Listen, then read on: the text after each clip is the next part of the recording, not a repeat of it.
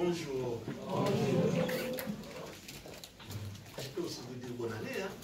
Je ne sais pas dire, hein? Bon, bonne année. Bonne année. Pour notre première conférence, je vous souhaite que vous soyez les bienvenus dans cette salle où on va partager tout à l'heure la parole de Dieu. Notre but de notre rencontre, c'est la parole de Dieu. Donc à tout moment, on doit se rassembler autour de sa parole. On commence toujours par faire un mot de prière. Je vais faire un mot de prière. Prions. Éternel, sois loué, sois béni. Merci Papa, comme vous l'avez prévu, nous sommes réunis autour de ta parole. Merci Papa de cette présence. Merci Papa, vous avez donné une langue exercée à tous les intervenants de cet après-midi. Merci encore de l'ordre et de la bienséance qui va régner dans cette salle. Merci. Et nous laissons tout ceci au nom prévalent de notre Seigneur Jésus-Christ, Seigneur des grâces, je dirais Amen. Amen. Sur ce, je ne vais pas tarder.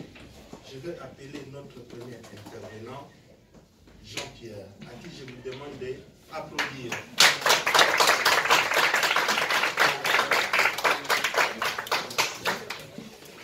Bonjour, je m'appelle Jean-Pierre Héritier. Je travaille à la police de Lausanne depuis plus de 30 ans, dans le domaine de la circulation, plus particulièrement. Et puis, connaissant Guy, je suis là pour vous donner une information, puis quelques renseignements dans ce domaine-là, parce que j'avais vu travailler dans le groupe accident également. Un jour, on s'est rencontrés chez une amie. J'avais pas prêté mon attention sur le véhicule à Guy. Et puis il avait justement un pneu qui était, on dira, fatigué.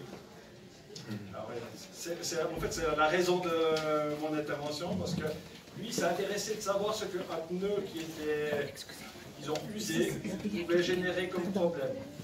En Suisse, un pneumatique est légal tant qu'il a 1,6 mm de profil. Si vous en avez en dessous, vous risquez une amende de 100 francs. Et si vous avez deux pneus qui ont usé, à ce moment-là, le policier peut très bien vous empêcher de continuer à rouler et faire dépanner votre véhicule. Et à ce moment-là, vous n'avez plus une amende qu'on peut vous donner comme ça, c'est un rapport de dénonciation préfecture. Et l'amende pour un seul pneu, normalement, c'est 100 francs. Alors, autant dire que vous ouvrez la porte à quelque chose de plus cher. Ça, c'est pour les pneus.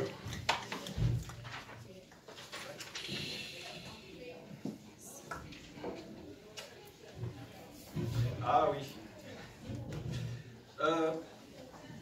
Quand vous avez un pneu qui est usé, vous ouvrez la porte au fait qu'il peut éclater. Alors s'il veut à éclater, en l'occurrence le pneu qui éclate, ça fait pivot, votre véhicule va sortir de la route. Ça amène à des risques d'accident. Si vous voulez éviter ce genre de problème, il vous faut être un peu plus attentif à votre véhicule et faire le tour, voir son état d'entretien. Et puis, il y a aussi, au niveau des pneus, vous avez la pression qui doit être vérifiée de temps en temps. Ça, vous avez justement sur le véhicule, normalement, dans le logement de la porte, vous avez un endroit où vous avez des pressions qui sont recommandées par le constructeur. Ça, il faudrait le faire, vérifier de temps en temps. Vous avez aussi des personnes qui mettent des vieux pneus, qui ont un profil suffisant, mais ils sont tout craquelés. Et puis à ce moment-là, alors ça, vous risquez aussi un éclatement, parce qu'en fait, ils sont secs. Et puis vous avez une perte d'adhérence également.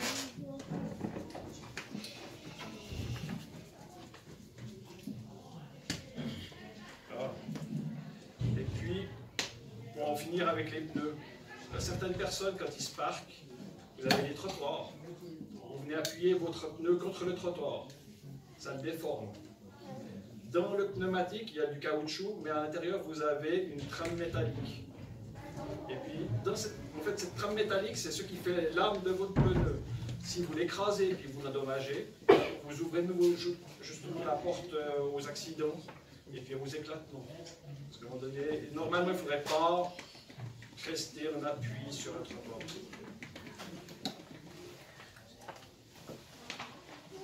Ok. Ça alors, j'en ai fini avec les... En fait, ceux qui avaient donné naissance à mon intervention. Par contre, pour ce qui est des risques, en fait, ce qui provoque des accidents en général, il y a 3 causes qui sont les plus fréquentes.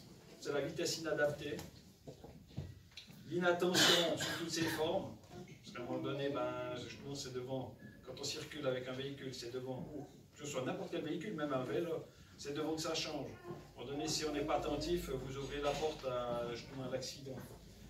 Et puis, l'état physique. L'état physique des conducteurs. À un moment donné, ça peut, justement, vous pouvez avoir la fatigue, les médicaments, l'alcool, etc. Tout ça, ça génère des accidents.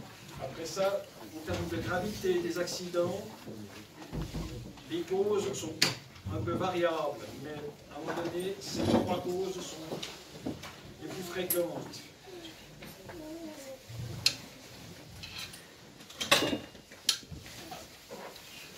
Une autre chose en termes d'accidents, ce qu'on voit de plus en plus sur les routes, c'est les gens qui ne maintiennent pas une distance suffisante pour circuler à la file. C'est-à-dire que les gens se suivent trop près en circulant. À un moment donné, si vous êtes un tant soit peu inattentif, vous n'avez pas le temps de réagir que vous êtes déjà dans un véhicule qui vous précède. C'est pour ça qu'à un moment donné, si on se donne une distance pour circuler, c'est pas mal. C'est même mieux. C'est même recommandé par la loi.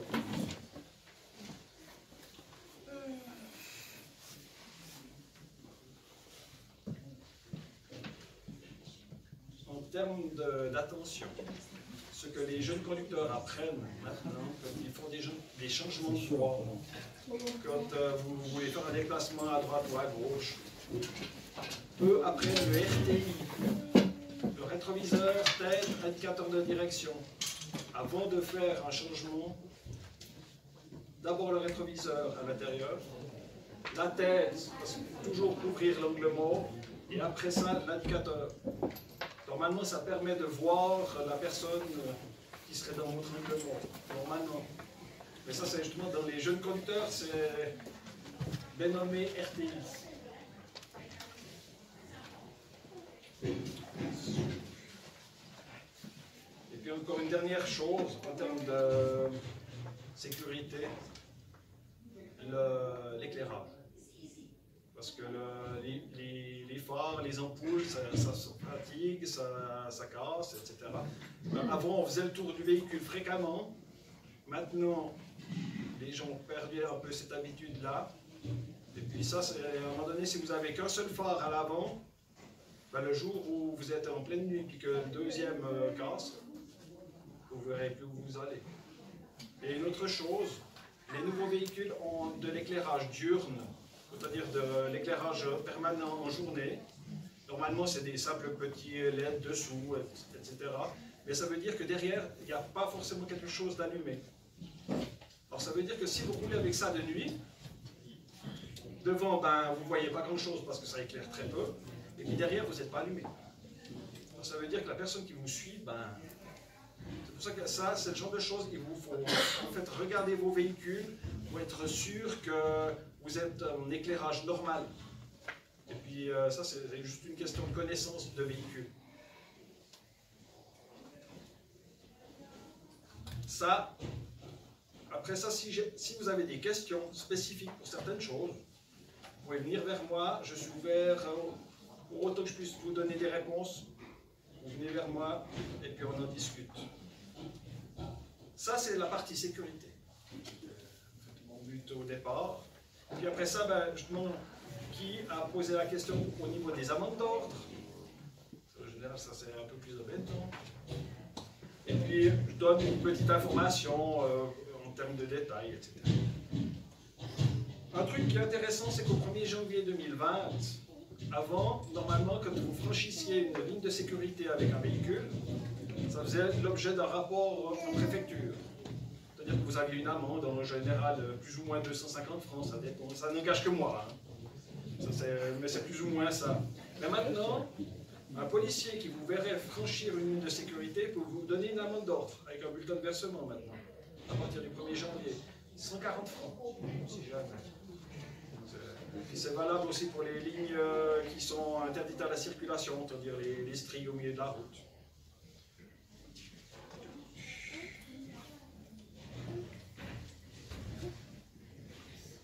Après ça, on a évoqué l'usage de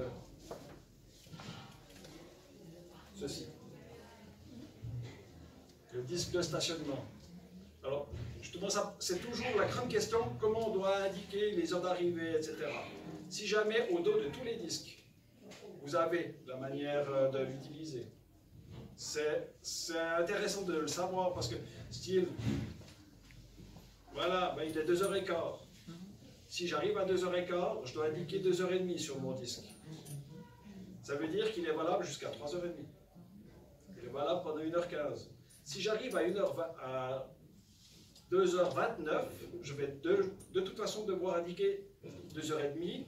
Il sera toujours valable jusqu'à 15h30. Après ça, il y a des petites spécificités pour les pauses de midi. Alors à ce moment-là, référez-vous à ça. Il y a tout un tas, si jamais vous en avez besoin, vous vous servez, Guy fera la distribution.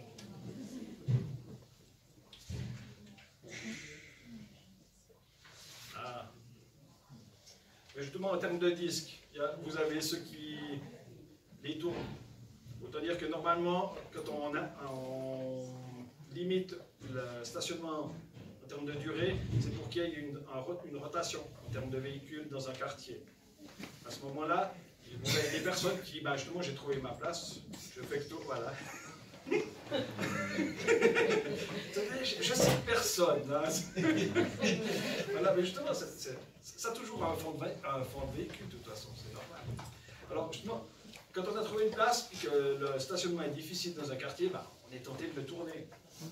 Si vous n'avez pas été relevé par un garde de police qui serait passé avant, bah, vous passerez un clic-goutte, une fois, ou deux fois, ou trois fois, ou pas du tout. Parce qu'à un moment donné, il y a beaucoup de contrôle. En termes de stationnement en ville de Lausanne, vous avez beaucoup de contrôle. Alors après ça, ben, on peut jouer. Tout le monde joue, de toute façon, à un moment donné. Que ce soit ben, avec le disque on tourne, ou on recharge le partomètre, ou on fait le tour du quartier, puis on revient à la même place. Mais ça, alors, tout ça, ça ouvre des portes à 40 francs. Ça ouvre la porte. Après ça, ben, c'est une question de loterie. Soit vous avez de la chance, soit vous n'avez pas de chance. Si vous reprenez votre voiture, vous revenez à la même place, et que vous êtes parti pendant 10 minutes, vous avez été faire un achat, et vous avez indiqué que derrière on viendrait à vous mettre 40 francs, vous pouvez toujours essayer de nous faire annuler l'amende. Parce que vous aurez une preuve que vous avez fait quelque chose d'autre ailleurs. Parce que normalement, vous n'avez pas le droit de faire le tour du quartier, de revenir dans le même lieu de stationnement, ou même, normalement, même dans le même quartier. Alors ça, c'est un peu embêtant. Ah, je vais le lire tel que je l'ai écrit. En ce qui concerne le dépassement de temps, la ville de Lausanne applique la même tolérance que les villes alentours, soit aucune. Si vous avez de la chance, cela passe ou cela casse. Parce qu'en termes de dépassement de temps, maintenant, c'est dur. Les communes alentours, si vous avez 5 minutes de dépassement et que c'est malheureusement contrôlé, ben, vous aurez droit à une amende. En termes de dépassement de temps, normalement, jusqu'à 2 heures, c'est 40 francs. Jusqu'à 4 heures, c'est 60. Jusqu'à 10 heures, vous avez 100. Et au-delà, vous aurez juste un petit billet rose qui vous dira que vous êtes dénoncé. Et puis ça, c'est un rapport directement de commission de police. Ça veut dire que c'est de nouveau quelque chose qui sera supérieur à 100 francs.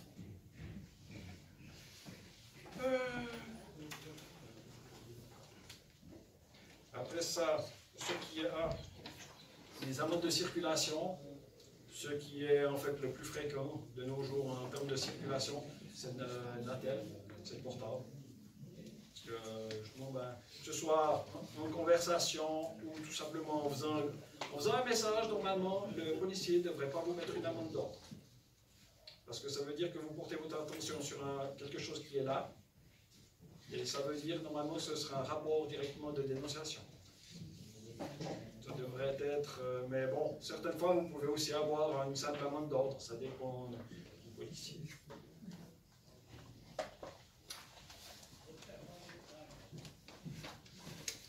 Pour ce qui est des amendes, voilà, j'en ai fini.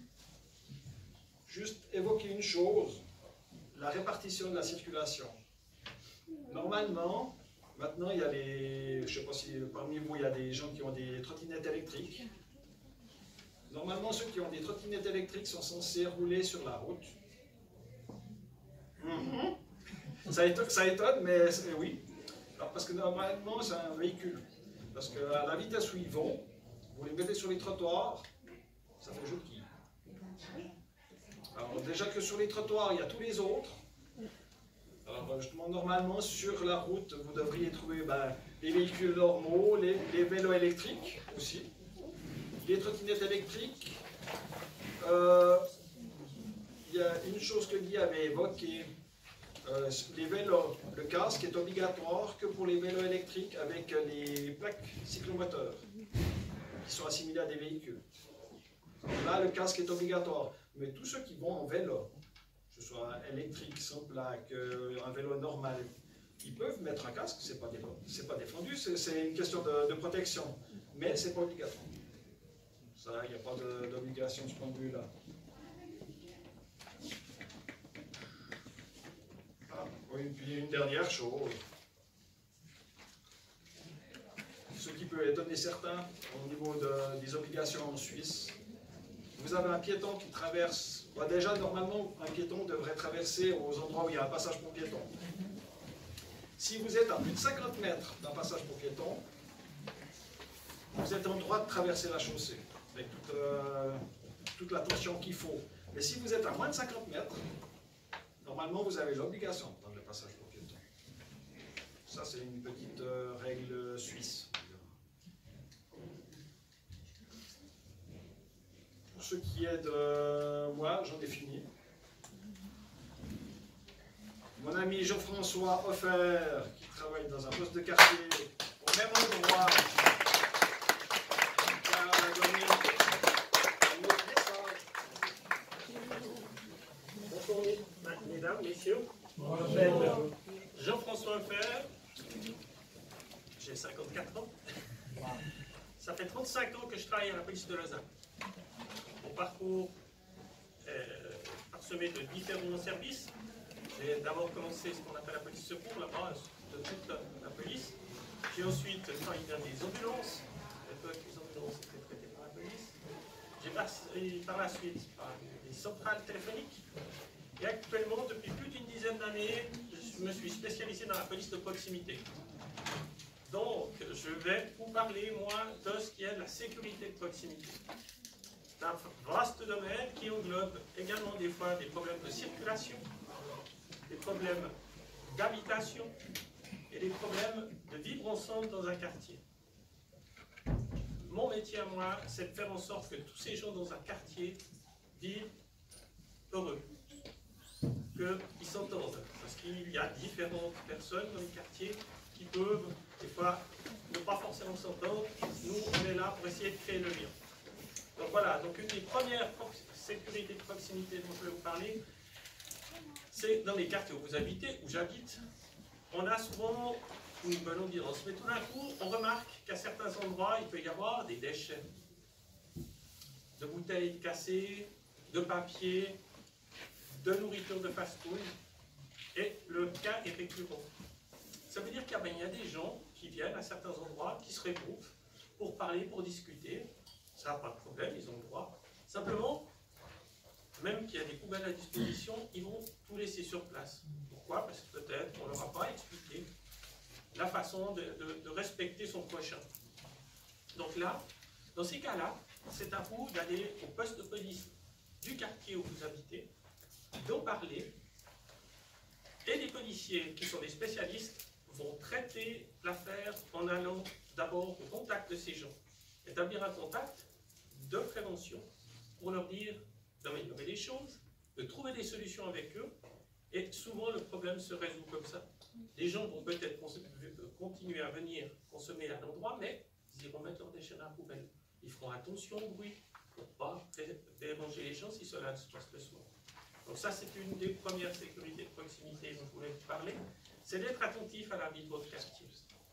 Et le policier de proximité est là pour résoudre les problèmes. Ce n'est pas un problème énorme, mais c'est un problème qui dérange. Et juste le fait de voir des déchets, moi je viens d'un quartier où il y a beaucoup de personnes âgées, ça les insécurise. De voir des papiers qui traînent par terre, des bouteilles cassées. Vous pouvez imaginer que la journée, vous allez vous promener avec vos enfants petits, qui vont peut-être tout d'un coup vouloir s'accroupir vers le sol. Une bouteille cassée, ça peut être dangereux. Donc, travaillez en amont, renseignez la police, n'essayez pas forcément vous d'aller au contact de ces gens, parce que des fois, quand ils sont là pour consommer, ils consomment excessivement, et puis c'est pas forcément que de l'alcool, ça peut être aussi d'autres produits. Et le mélange est explosif, j'en ai fait l'expérience dans ma carrière, donc pour ça. Le deuxième problème de proximité que je vais vous parler, c'est chez vous. Quand on rentre à la maison le soir, dans la journée, à midi, qu'est-ce qu'on fait? On arrive dans l'appartement, souvent les dames, ou les messieurs, mais les dames posent leur sac à main à l'entrée de l'appartement. Les messieurs aussi, des fois ils se débarrassent leur porte-monnaie, leur Natel, dans le but, après d'aller à la cuisine, préparer le repas, ou au salon, faire quelque chose. Donc, et les gens, des fois, souvent oublient de fermer leur porte à clé, leur porte d'appartement à clé. Ça, c'est très important aujourd'hui. Quand vous rentrez chez vous, n'oubliez jamais de fermer votre porte à clé. Parce qu'on a malheureusement des gens qui, à un certain moment, ne sont plus aidés dans la vie, qui ont été aidés dans un premier temps par différents services. Et au bout d'un moment, ils ne sont plus aidés ou ils ne veulent plus être aidés. Donc, ils sont dans la rue et doivent vivre eux-mêmes en survivant. Et pour survivre, qu'est-ce qu'ils vont faire? Ils vont voler.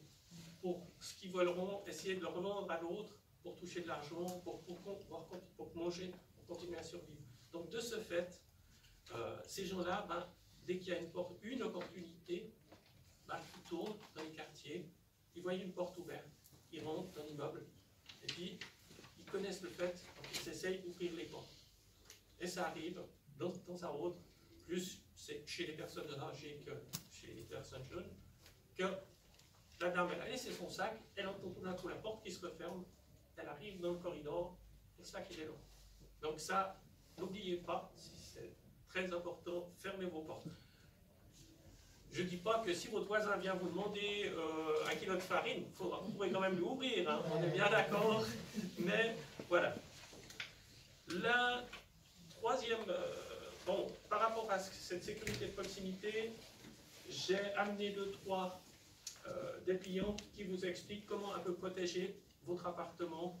Par exemple, quand vous partez, si vous partez le soir, dans ces périodes actuelles, voire en automne et fin d'hiver, laissez toujours une lumière, si personne n'est dans l'appartement, ou un de ces appareillages où vous pouvez, votre lumière s'allume un moment au salon, un moment à la cuisine, un moment dans les chambres. Et puis, une chose toute bête, laissez la radio. Le pourquoi, c'est que les cambrioleurs qui viennent le soir, ils vont entendre la radio, ils vont se dire il y a quelqu'un. Ces cambrioleurs-là, ils ne veulent pas être confrontés aux gens, donc ils ne vont pas vous cambrioler. La plupart des cambrioleurs, pour votre information, ils viennent surtout la journée, dans plutôt ce qui est des grands immeubles locatifs, et ils vont souvent dans les étages. Ils savent qu'il y a beaucoup de gens qui travaillent.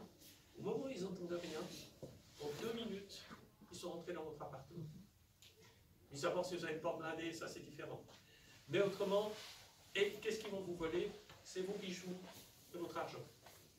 Tout ce qui est portable, ce que je veux dire, ordinateur, voire télévision, c'est très rare qu'ils vous les dérobent.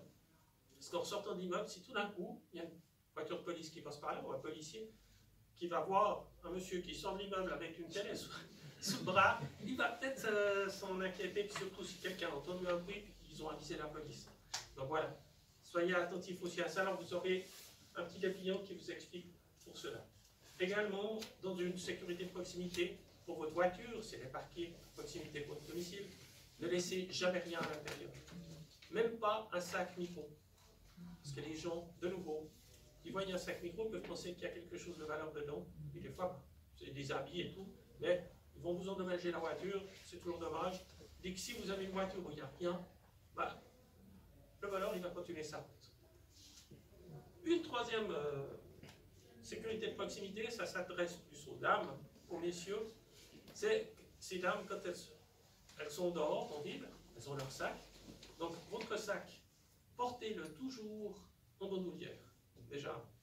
La deuxième chose, c'est d'avoir la fermeture éclair qui vient devant. Si vous avez une fermeture éclair, hein, si c'est une pression, c'est différent, mais si c'est une fermeture éclair, ça, vous avez toujours une vue sur votre sac à main. Ne laissez jamais votre sac à main passer derrière vous, surtout si vous êtes à un endroit où il y a beaucoup de monde, dans un commerce et tout. Souvent, les voleurs à la tire, ceux qui volent discrètement votre porte-monnaie, vont ouvrir votre sac, prendre votre porte-monnaie, et même il y en a qui sont très forts, ils vont refaire le sac. Donc, vous arrivez à la caisse pour payer les habits que vous avez achetés, et vous n'avez plus de porte-monnaie. Donc ça, c'est une chose importante. Pour les messieurs, le porte-monnaie, qu'est-ce qu'on fait? La plupart du temps, on le porte dans la poche arrière. Pour beaucoup. Donc, quand il est bien rempli, ça fait une jolie gosse. Et les voleurs sont très bons pour vous le piquer. Ce que je peux conseiller aux messieurs, c'est de le mettre dans la poche avant.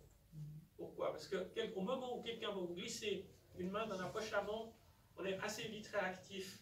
Derrière, des fois, on ne le sent pas. Donc ça, c'est une petite sécurité. Pour éviter également de vous faire voler tout en même temps, séparez vos cartes de votre argent. Ça, c'est important également.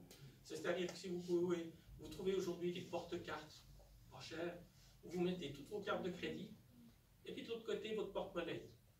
Le porte-monnaie, vous pourrez par exemple le porter dans le pantalon, et puis le porte-carte dans votre veste de chemise, si c'est en été, ou encore, si c'est en hiver, dans une veste, la poche intérieure. C'est beaucoup mieux.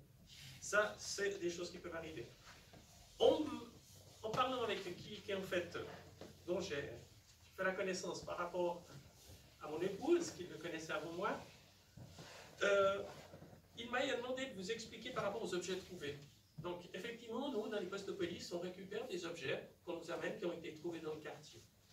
À Lausanne, notre procédure est après, par la suite, dans les 24 heures, de les envoyer au bureau des objets trouvés, qui, eux, vont faire des recherches pour vous le restituer, s'ils vous le trouvent. Parce qu'il y a des gens, des fois, on n'a aucune adresse, donc on ne peut pas les retrouver. Dans ces cas-là, quand vous trouvez un porte-monnaie, n'essayez pas forcément d'aller contacter vous-même le propriétaire. Le pourquoi? La majorité des gens sont honnêtes. 95% des gens sont honnêtes et n'ont pas de problème. 5% des gens ont des problèmes. Vous rendez le porte-monnaie à la personne, et la personne dit, oui, mais attendez, il y avait 300 francs dans le porte-monnaie. Et puis, non, il n'y avait pas 300 francs, il y avait peut-être juste 50 francs. Et ils y sont toujours. Donc, de ce fait, le mieux, c'est de passer par un office. Donc, vous passez au poste de police. Là, sur votre demande, on vous établira une quittance. On transmettra le porte-monnaie qui sera restitué. Et le perdant n'aura jamais votre identité. Lui, si ce porte-monnaie a été trouvé sur la voie publique, il se devra de payer une récompense, 10% de la valeur, 3% pour les frais de garde. Et l'argent de récompense sera transmis au trouveur par l'intermédiaire du bureau des objets trouvés. Ça, je vous parle pour la ville de Lausanne. Donc, l'un et l'autre ne feront jamais connaissance, donc il n'y aura pas de souci à ce que l'un accuse l'autre de vol. Donc ça, c'est aussi une des sécurités, on va dire, de proximité. C'est vraiment, vous pouvez vous adresser à votre poste de police de quartier. On vous renseignera sur différentes choses administratives. Alors, moi, je suis presque arrivé au terme de mon exposé. Un dernier conseil. Dans la sécurité de proximité, c'est plus dans, je dirais, dans le bien vivre avec les gens, d'aider son prochain. Dans nos immeubles, en tout cas pour certains, on a des personnes âgées. pense que c'est le cas pour presque tout le monde. Essayez d'établir contact avec ces personnes, surtout si elles sont seules. Le pourquoi. Déjà, ça leur fera super plaisir.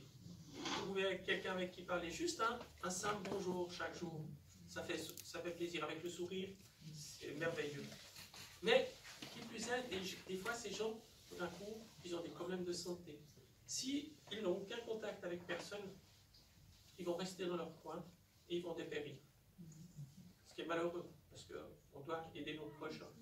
C'est pas moi qui l'ai dit, c'est quelqu'un d'autre. Donc, ce qu'il vous faut faire, essayez d'établir contact. Et si tout d'un coup, vous ne voyez plus cette personne, de nouveau, contactez la police.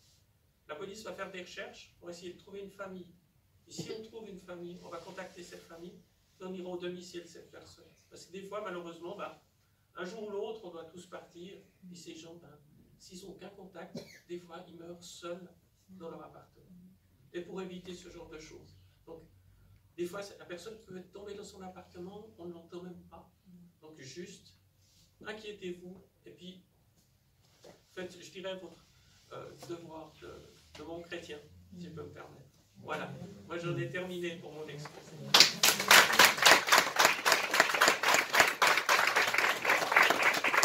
vais passer la parole à Guy. Merci.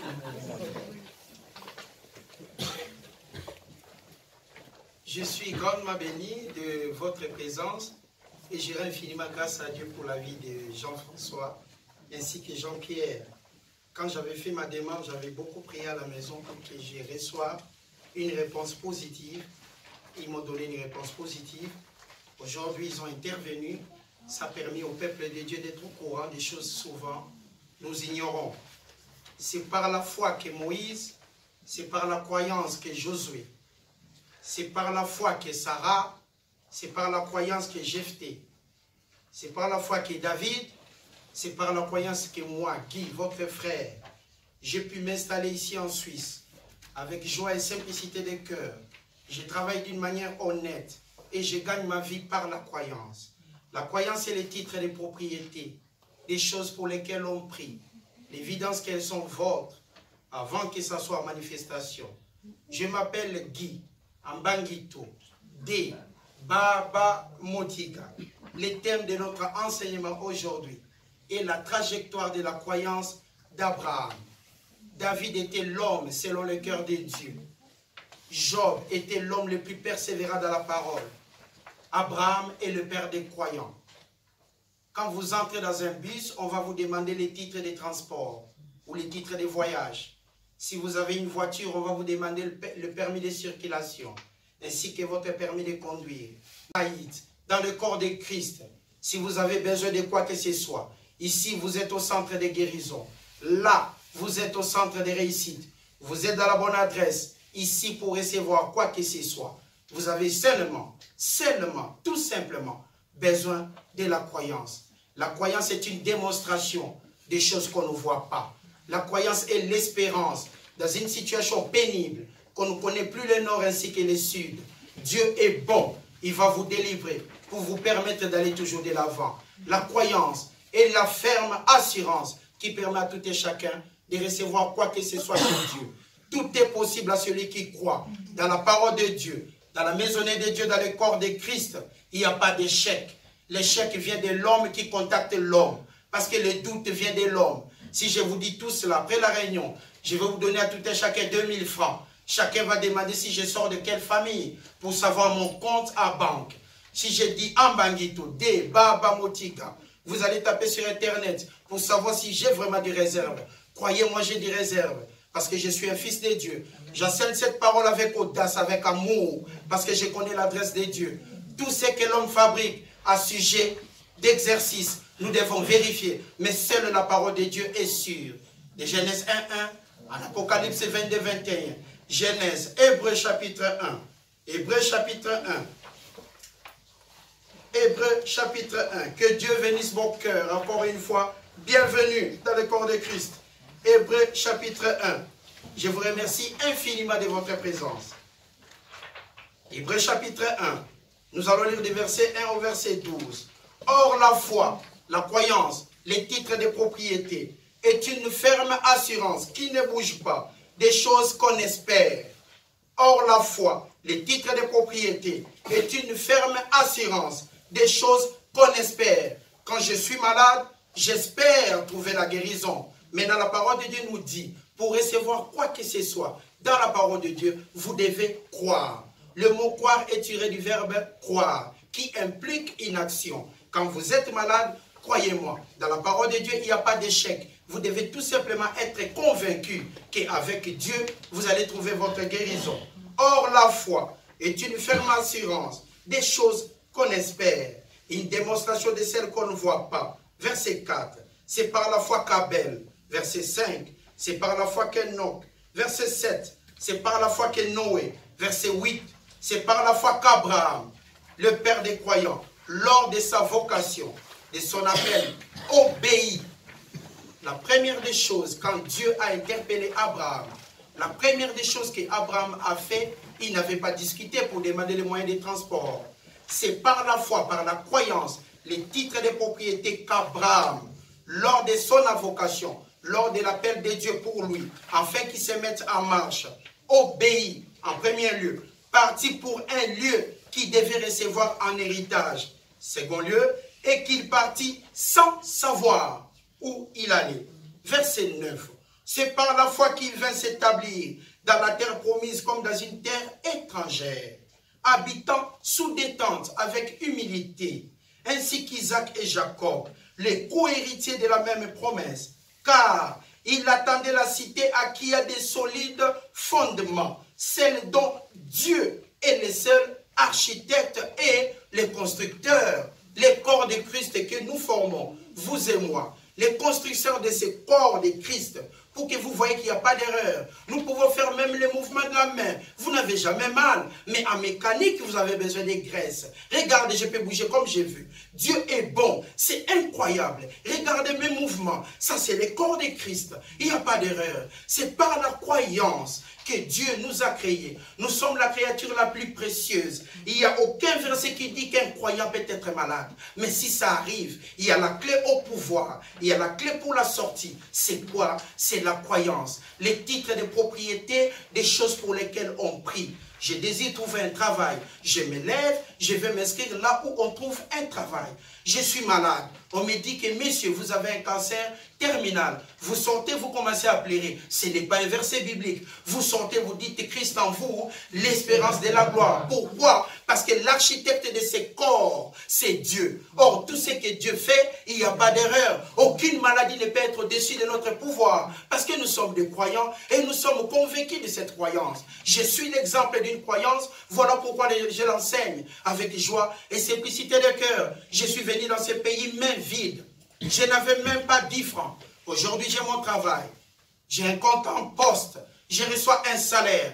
Je vis avec ma famille. Je suis marié, ma famille ainsi que mes enfants. Nous menons une vie paisible et tranquille. Nous avons du pain le matin et nous pouvons manger à midi. Tout ça, c'est par la croyance, les titres de propriété. Nous travaillons fièrement pour gagner nos vies. Dieu ne peut jamais nous abandonner. Ne vous y trompez pas. Aucune maladie ne peut marcher au-delà d'un croyant. Nous sommes la puissance, la créature la plus précieuse. C'est à vous d'accepter et d'aller de l'avant. Verset 10. Car il attendait la cité qui a des solides fondements, celle dont Dieu est le seul architecte et le constructeur. Verset 11. C'est par la foi, la croyance, que Sarah elle-même, malgré son âge avancé, fut rendue capable d'avoir une postérité, parce qu'elle crut à la fidélité de celui qui l'avait promis, qui? Dieu. Verset 12. C'est pourquoi, d'un seul homme, déjà usé de corps, naquit une postérité nombreuse, comme les étoiles du ciel, comme les sables qui est sur les bords de la mer, et qu'on peut compter. Abraham, le plus fidèle des serviteurs de Dieu, de Genèse 1.1 en Apocalypse 22.21, il n'a jamais faibli.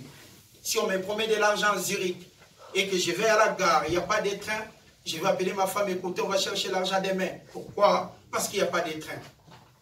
Le lendemain, j'y vais, il n'y a toujours pas de train. On m'appelle, on me dit, monsieur, maintenant, il y a 100 000 francs. Vous devez venir. Croyez-moi, je vais louer une voiture. Pourquoi? Parce que je connais l'arrivée, il y a 100 000 francs. Mais Abraham, quand Dieu l'avait envoyé, la première des choses qu'il a fait, tout en connaissant l'adresse de Dieu tout-puissant, il a obéi et s'est mis en marche. Genèse chapitre 11, du verset 25 au verset 32. Le thème de notre enseignement est la trajectoire des croyances d'Abraham. Nachor vécut après la naissance de Térak, 119 ans, et il engendra des fils et des filles. Térak, âgé de 70 ans, engendra Abraham, Nachor et Haran. Ici, nous voyons les pères d'Abraham s'appeler Térak. Et puis, ils étaient une famille de 3. Il y avait Abraham, Nachor et puis Haran, les 2 frères d'Abraham. Voici la postérité de Térak. Térak engendra Abraham, Nachor ainsi que Haran. Haran engendra Lot. Nous connaissons tous l'histoire de Lot. Et Haran mourut en présence de Térak, son père, au pays de sa naissance, à Ur, en Chaldée. Nous sommes convaincus de voir cette trajectoire pour comprendre. Des fois, vous partez au travail, on vous présente un travail compliqué, vous vous plaignez. Ah, c'est trop dur, c'est trop compliqué. Mesdames et messieurs, il y a des gens qui cherchent des travails, ça peut faire 5 ans. Ils s'est inscrits partout, ils ne trouvent pas. Mais quand nous avons un travail dans nos vies, surtout dans ces pays organisés, disons gloire à Dieu. Remercions nos patrons. Parce que ce travail peut te permettre d'aller de l'avant. Quand vous-même vous amenez l'erreur dans un travail, c'est vrai, ça deviendra compliqué. Mais quand vous travaillez avec amour, vous êtes imbattable. Parce que votre outil restera toujours Dieu. Abraham et Nachor prirent des femmes, et le nom de la femme d'Abraham était Saraï. Et le nom de la femme de Nachor était Milka, fille d'Haran. Donc les derniers frères, les cadets de la famille de Térak, ils s'appelaient Haran.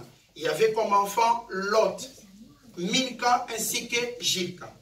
Saraï était stérile et n'avait point d'enfant. Térak prit la décision, le père d'Abraham, prit Abraham, son fils, et Lot, fils d'Haran. Donc Lot était le neveu d'Abraham, fils de son fils, et Saraï, sa belle-fille, femme d'Abraham, son fils. Ils sortirent ensemble d'Ur en Chaldée pour aller au pays de Canaan. Ils vinrent jusqu'à Charan, ils habitèrent. Nous voyons que selon la trajectoire, ils ont quitté Chaldée en Ur pour se rendre au Canaan. Mais il y a quelque chose qui est un peu compliqué, mais nous allons voir le point de vue de Dieu. Ici, la parole de Dieu nous dit, donc là c'est la présentation, si vous voyez bien. Ici nous avons le fleuve Euphrate, et là nous avons le fleuve Tigre. Dans cette zone qu'Abraham habitait, on appelait ça la Mésopotamie. Méso, ça veut dire de l'eau. Et puis Potamie est tiré du mot grec qui est fleuve. C'est des pays ou bien des villes qui étaient entre les 2 fleuves. Donc ici nous avons le fleuve Euphrate, là nous avons le fleuve Tigre. Cette partie aujourd'hui, la Mésopotamie, à l'époque, était habitée par les peuples nomades, qui sont des descendants des fils de Noé qu'on appelait Sem. Donc c'était des Sémites comme étant des peuples nomades. Ici c'était la partie plate et puis ça c'est montagneuse. La Mésopotamie était divisée en 2. Nous avons la haute Mésopotamie qui était la Syrie et puis la basse Mésopotamie qui est la Babylonie. Dans la Babylonie on avait la ville de Babylone, on avait l'histoire des tours de Babel. Et puis ici en bas nous avons la ville de Ur, Chaldée, là où est né Abraham. Le père d'Abraham décida de quitter Chaldée. Pourquoi? Parce que là-bas, il y avait trop de l'idolâtrie. Il devait quitter. Mais si nous regardons bien, à l'Irak actuel, cette partie, la Mésopotamie, n'est pas toute l'Irak. L'Irak continue jusque là-bas, et puis c'est l'Iran. Là, en bas, vous avez les golfe Persiques, et puis ici, nous avons le Koweït. Il s'est passé quoi? Dans cette ville de Chaldée, quand ils ont décidé de partir, il a pris Abraham ainsi que toutes les personnes désignées que je venais de lire, pour remonter et venir au Canaan. Canaan, c'était entre le Jourdain ainsi que la mer Méditerranée, qui est représentée aujourd'hui par le Liban qui est là-haut, et puis nous avons l'Israël là, ainsi que la Palestine. En bas, il y a l'Égypte, la Jordanie et l'Arabie Saoudite. En quittant là, ils ont remonté jusqu'à arriver à Haran, qui est la partie de la Turquie actuelle. En conception normale, il y avait quand même un souci. Parce que si vous quittez là pour venir là, ils pouvaient venir là et puis en Palmyre dans le désert de Syrie, arriver à Damas et puis entrer dans la terre promise selon la voie. Mais ils ont quitté Ur, Chaldée pour venir jusqu'à Haran. Et il y avait plus de 1000 km. Au village, j'ai été voir ma mère, leur village, parce que ma maman me disait toujours, il faut voir notre village. Je suis parti, on est arrivé à la gare, on a croisé un villageois. On lui a demandé, il nous a dit, vous en avez pour... c'est juste là derrière, il y avait la montagne. Il nous a dit, c'est juste là derrière, on était 9 heures. On a commencé à marcher, c'était juste là derrière. On est arrivé à 17 heures. Quand on est arrivé, j'ai dit à ma mère, mais on a croisé un villageois, c'est lui qui m'a dit, ici, quand un villageois te dit, juste là derrière, ne compte pas les temps. Prends seulement les termes, juste là derrière. De 9 heures à 17 heures, pas plus de 20 km. Abraham, pour quitter Ur jusqu'à Haran, là c'est la Turquie, à peu près 1000 km. Et là c'était la partie montagneuse, donc la Mésopotamie basse. Il y avait des villes principales, il y avait Ur, Babylone, et là, haute Mésopotamie, nous avons la Syrie, et puis nous avons les villes, la ville de Ninive, pour l'histoire de Jonas. Mais regardons d'abord, si quelqu'un est ici au Koweït, il y a la ville de l'Irak, maintenant c'est Bassora. Donc Ur, ça se trouve entre Bassora et Nasiriyah. Toute cette partie, c'est des parties chiites actuellement. Ville de Najaf et puis tout ce qu'on voit des fois à la télé. Quand nous remontons, il y a la ville de Ramadi et tout, c'est la partie sunnite. Et quand vous partez plus à droite, vous montez vers la Turquie. On ne sait pas comment ils ont quitté pour aller jusqu'à Haran. Parce qu'à Haran, ils ont vite réfléchi, ils pouvaient adorer leur Dieu. C'était la seule ville où ils pouvaient partager la grâce ainsi que la parole de Dieu. Voilà pourquoi ils ont pris quand même cette trajectoire. Mais Abraham l'avait accepté parce que c'était le point de vue de son père. Parce que quand l'Éternel s'est adressé à Abraham, il n'avait pas parlé de Térak. Il a dit, il s'est adressé à qui? Abraham. Genèse, chapitre 12. Les jours de Térak furent de 200 ans. 250 ans. Et Térak mourit où? À Charan. Donc Térak mourit ici. Maintenant, on l'appelle la ville de Haran, tout simplement. Ça se trouve en Turquie. Et là, nous avons vu les deux fleuves Tigre ainsi que l'Euphrate trouvent aussi leur source en Turquie. Ça descend jusque dans la golfe Persique.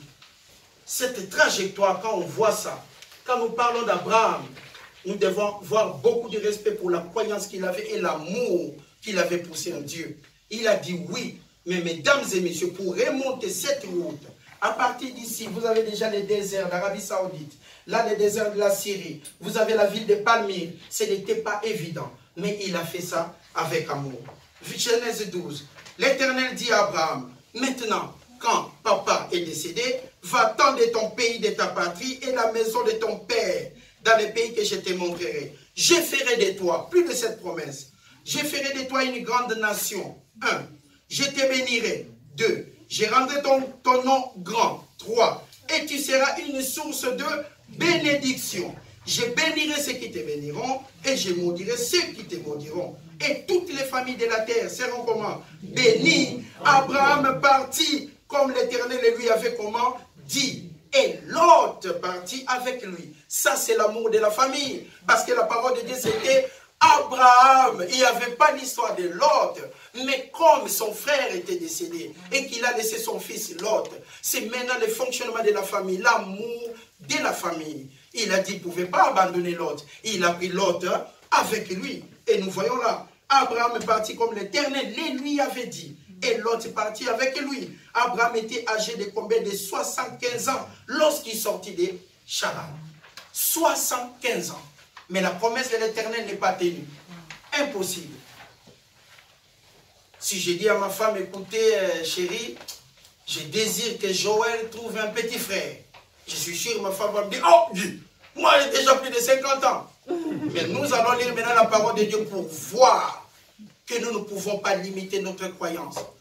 Mesdames et messieurs, nous sommes dans un pays prospère, équilibré. Suivons l'ordre. Il y a eu M. Jean-François ici et Jean-Pierre. Ils vous ont parlé de quelque chose d'énorme. Une amende récit qui n'est pas payée, des 40, nous savons, ça devient 180. À ce moment-là, ce n'est pas la police qui a un problème. C'est vous-même les problèmes dans ces pays où nous sommes. Nous sommes dans un pays organisé, équilibré. Le bonheur est en face de nous. Abraham a marché pour notre réussite. Nous sommes des enfants et des enfants de Dieu. L'échec ne peut pas partir de nos vies. nous allons marcher tout droit vers la réussite. Nous en avons parce que nous avons la ferme conviction que Dieu est de notre côté. Abraham est parti comme l'Éternel lui avait dit et l'autre est parti avec lui. Abraham était âgé de 75 ans lorsqu'il sortit de Charan. Là, la promesse de l'Éternel était toujours. Il fallait attendre. Maintenant, nous continuons pour voir quelle est la grâce de l'Éternel. Abraham prit Sarai, sa femme et Lot, fils de son frère, avec tous les biens qu'ils possédaient et les serviteurs qu'ils avaient acquis à Charan. Ils partirent pour aller dans le pays de Canaan. Donc là maintenant, ils sont ici. Le papa est décédé, ils sont décidés de descendre. C'est plus simple pour eux. Leur problème, c'est de venir pour atteindre la terre promise. Et la terre promise, c'était entre le fleuve Jourdain ainsi que la Méditerranée. Donc, toute cette section-là, c'était la terre promise. Pas l'Égypte, parce qu'ici, nous avons le désert de Sinaï. Donc, ils devaient faire là une partie du Liban, une partie d'Israël, ainsi qu'une partie de la Palestine. Et tout ce qui est Golan et quoi, ça se trouve en Syrie. Et c'est des situations à problème comme nous savons aujourd'hui. Maintenant, verset 8. 7. L'Éternel apparut à Abraham et dit, je donnerai ces pays à ta postérité. Non, nous sommes au verset 6. Abraham parcourut le pays jusqu'au milieu nommé Sichem. Donc, jusqu'au chêne de Morée, les Cananéens étaient encore dans le pays. Donc, toute cette zone, c'était habité par des Cananéens. Et c'était le peuple le plus mauvais de la terre à l'époque. Maintenant, Abraham, pour s'introduire et arriver à Sichem, il n'a pas fait direct. Ils ont quitté la Alep, ils ont continué leur route. Il est entré par ici et il a commencé à marcher. La parole de Dieu nous dit, Abraham marcha jusqu'à Sichem. Nous continuons. L'Éternel apparaît à Abraham et dit, je te donnerai ce pays à ta postérité. Et Abraham bâtit là un autel à l'Éternel qui lui était apparu. Il se transporta de là vers la montagne de l'Orient à Bethel. Donc, il est arrivé à Sichem. Il a encore quitté quand Dieu lui a parlé que maintenant tu es dans la terre promise. Il est venu s'installer à Bethel. Donc, nous voyons de Bethel à Jérusalem, il y a à peu près 19 km. Et là, c'est des villes où Abraham a pu mettre sa tente. Dieu lui avait dit, cette terre va t'appartenir. Mais il n'avait pas construit une maison en briques. En attendant la promesse de l'Éternel, Abraham, avec toute la richesse qu'il avait, il a construit quoi? Une tente pour attendre la promesse de l'Éternel. Genèse chapitre 13. L'Éternel dit à Abraham, après que Lot se fut séparé de lui, quand ils sont restés là-bas, pendant tous ces moments qu'ils sont restés, il y avait la famine. Comme il y avait la famine à Canaan, Abraham n'avait pas réfléchi directement. Ils avaient la famine, il a descendu directement jusqu'à l'Égypte. Là où il proposa à Sarah, sa femme, de dire qu'il était sa sœur. Pharaon découvra l'histoire. Et puis Pharaon a refoulé Abraham pour revenir à la terre promise. Et il a fait la route inverse. Il est rentré jusqu'à Bethel selon son point de vue.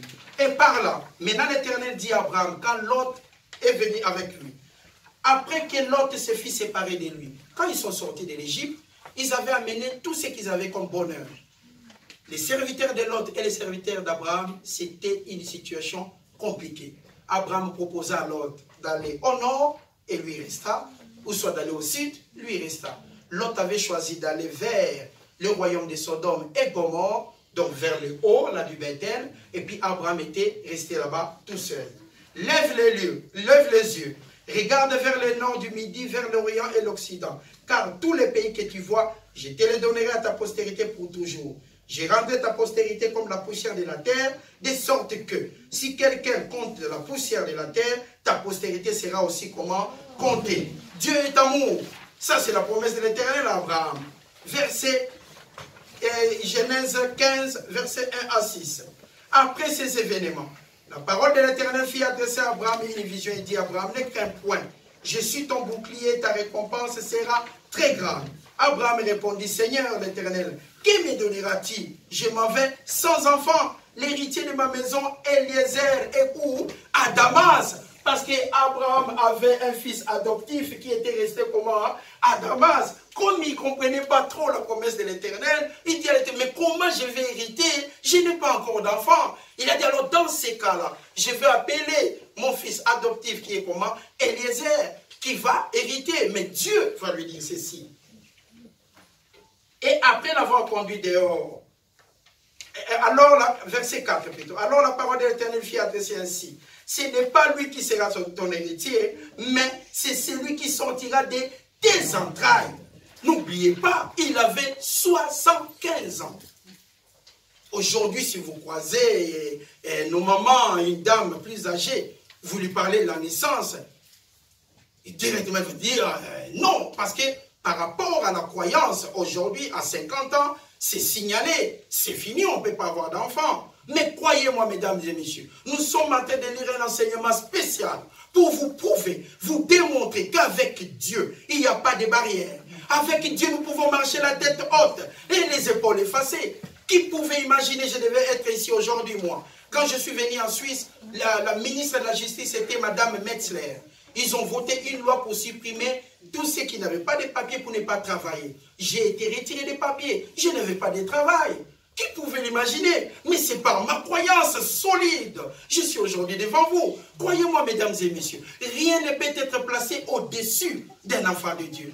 On n'a qu'une seule arme. Souriez toujours. Ne jamais s'inquiéter pour confondre les autres. Ils ne sauront jamais votre adresse. Notre adresse, c'est l'adresse de l'Éternel. La trajectoire d'Abraham. Tout ce qui est positif. Là, vraiment la réussite. Savoir que si vous ne connaissez pas le départ, connaissez au moins l'arrivée. L'arrivée des enfants de Dieu, c'est la réussite. Voilà pourquoi on n'a pas peur de tout ce qu'on peut rencontrer à court de route. Souliers ou pas souliers, nous continuerons à croire. Costume, il n'y en a pas. Nous continuerons à croire, solide comme un roc. Les enfants de Dieu qui connaissent l'adresse de Dieu. Abraham, l'homme le plus fidèle, le serviteur le plus encastré pour la promesse de Dieu. Il a tenu même à 75 ans. Il n'a jamais douté de la promesse de l'Éternel. Continuons à voir l'abondance de Dieu, le miracle de la parole de Dieu. Genèse chapitre 16, 15-16. Agar donna un fils à Abraham. Quand ils ont quitté l'Égypte, la même chose. Par amour, Sarah a pris une servante qui était une Égyptienne. Ils l'ont embarquée ensemble pour revenir à Sichem. Et Abraham était âgé de 86 ans lorsqu'Agar lui donna Ismaël. Et l'Éternel a dit, ce n'est pas encore l'héritier. Il avait 86 ans. Mesdames et messieurs, j'ai déjà été à une boîte temporaire près de la gare pour demander le travail. Le patron m'a dit, Guy, passe la semaine prochaine. Je suis passé la semaine prochaine. Guy, la semaine d'après. Je suis passé la semaine d'après, il m'a dit Guy, l'autre semaine. Je lui ai dit au revoir, que Dieu bénisse ton cœur. Je suis parti dans l'autre boîte temporaire à côté. Ils m'ont donné des explications, j'ai changé. Vous voyez, nous, les cœurs de l'homme. Des fois, on manque de patience parce qu'on a tellement beaucoup de situations qu'on calcule nous-mêmes. Nous manquons. Et nous changeons des adresses. Et vous pouvez me donner du travail. J'ai du travail. Mais croyez-moi, les destins de l'Éternel, nous ne pouvons jamais modifier ça. Vous arrivez quelque part, on vous dit de nettoyer. Ne dites pas que je suis ingénieur. Ça ne sert à rien. Nettoyez. Prenez votre salaire. Le Dieu Tout-Puissant va démontrer que vous êtes ingénieur et vous méritez plus. Amen. Notre pouvoir restera toujours en nous. Amen. Vous avez vu M. Jean-François après la réunion et Jean-Pierre, vous allez discuter avec eux. Mais en sortant ici, vous croyez que ça devait être facile de discuter avec ces messieurs? Non. Moi, j'ai eu cette grâce par rapport à l'épouse de M. Jean-François. Voilà. C'est elle qui m'a rendu cette service. Que Dieu bénisse son cœur. Voilà. Genèse chapitre 17, de 1 à 8.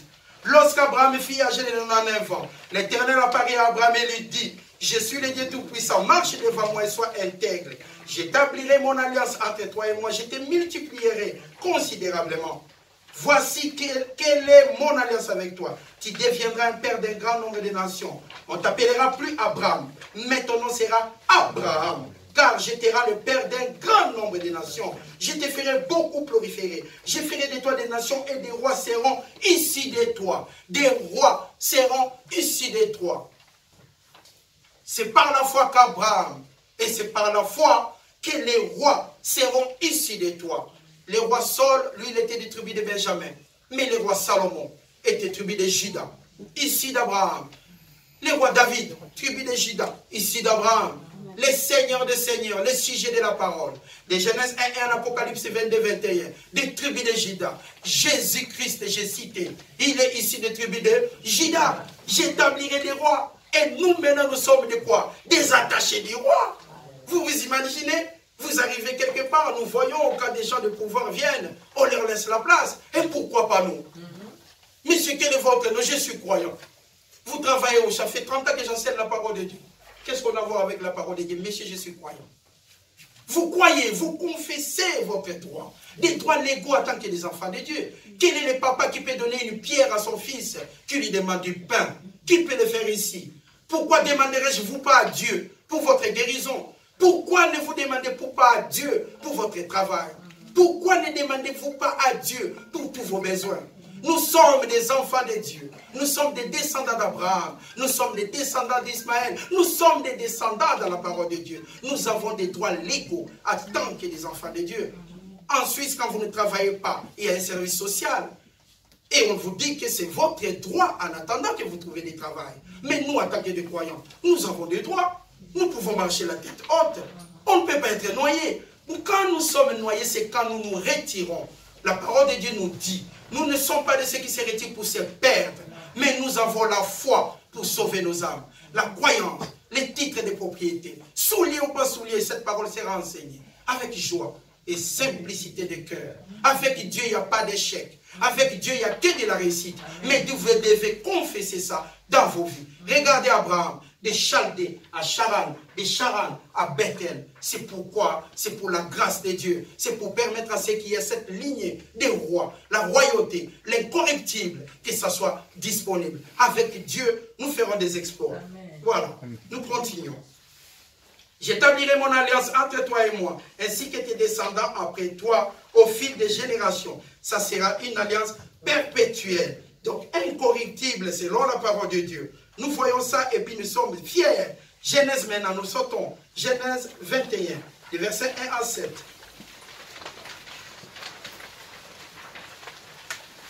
L'Éternel intervint en faveur de Sarah comme il avait dit. Il a accompli pour elle ce qu'il avait promis. Sarah tomba enceinte et donna un fils à Abraham dans sa vieillesse, au moment fixé dont Dieu lui avait parlé. Abraham parla à Isaac, le fils qui lui avait été né, que Sarah lui avait donné. Il est circoncis. Verset 5. Abraham était âgé de combien? De 100 ans à la naissance de son fils Isaac. Sarah dit quoi? Dieu m'a donné un sujet de rire et tous ceux qui l'apprendront riront de moi. Elle ajouta encore, qui aurait osé dire à Abraham que Sarah allaitera des enfants? Pourtant, je lui ai donné un fils comment? Dans sa vieillesse. Tout est possible à celui qui croit. Amen. Voilà. Vous arrivez au travail, vous êtes licencié, ne craignez rien. Disez seulement Dieu Tout-Puissant, je suis le descendant d'Abraham. On vous dit licencié, pas de souci. Pas de souci, nous sommes des croyants. Des Chaldées à Charan, j'arriverai. Des Charan à Sichem, j'y serai là. Vous allez trouver notre travail parce que Dieu est bon. Nous sommes des enfants de Dieu, protégés sur tous les plans. Nous sommes protégés parce que nous avons la parole de Dieu. C'est par notre conviction que nous sommes là. Romains chapitre 4, 18 à 22. Espérant contre toute espérance. Espérant contre toute espérance. Espérant contre toute espérance. Il crut les titres de propriété, en sorte qu'il devint père d'un grand nombre de nations. La première des choses, espérant contre toute espérance. Là, on ne pouvait même pas espérer. Nous espérons recevoir une promesse. Mais quand on te dit à 100 ans, tu auras un enfant, tu peux regarder de gauche à droite, s'il n'y a personne, tu te dis, mais ça c'est quel genre de promesse? Mais comme ça vient de Dieu, espérant contre toute espérance, il crut en premier lieu, en sorte qu'il devint ce qui n'était pas, père d'un grand nombre de nations, selon ce qui lui avait été dit, quelle sera ta postérité. Et sans faiblir dans la foi, dans la croyance, on ne peut pas se fatiguer à cause des problèmes qu'on a. On doit toujours garder la trajectoire. Abraham, sans faiblir dans la foi, il ne considéra point que son corps était déjà comment? Usé, puisqu'il avait combien? Plus de 100 ans, et que Sarah n'était plus en état d'avoir des enfants. Il ne douta point, par incrédulité, au sujet de la promesse de Dieu. Mais il fut fortifié par quoi? La croyance, donnant gloire à Dieu. Et ayant, voilà le secret de cet enseignement. Et ayant quoi? Rempli, jusqu'à déborder. Ayant quoi? La pleine conviction que ce qu'il promet, il peut aussi comment l'accomplir. Et ayant, voilà. Ah mon Dieu. Bon, on n'est pas dans cette administration, on n'a pas vu Abraham, on se contente de la lecture. Et ayant, voilà. Ça fait plaisir quand tu lis des choses comme ça. Même si tu n'as pas d'argent, tu te dis, et ayant. Ça te donne quand même la paix du cœur. Et ayant, même si tu n'as pas de papier, tu te dis, et ayant. Donc je peux. Et ayant, même si le médecin te parle de maladies incurables, et ayant. Et ayant la pleine conviction, remplie jusqu'à déborder. La pleine conviction que ce que Dieu dit, il finit par l'accomplir. Dieu Tout-Puissant, je te bénis, je te remercie. Je te rends infiniment grâce pour tous tes bienfaits. Bénis ton peuple ici présent. Par la trajectoire des Chaldées à Haran, d'Haran à Sichem, nous sommes convaincus que ta volonté s'accomplira dans la vie. Et ayant la pleine conviction, nous sommes convaincus que ta volonté s'accomplira. Bénis chaque famille ici présente. Au nom de Jésus qui est notre Sauveur. Amen. Amen.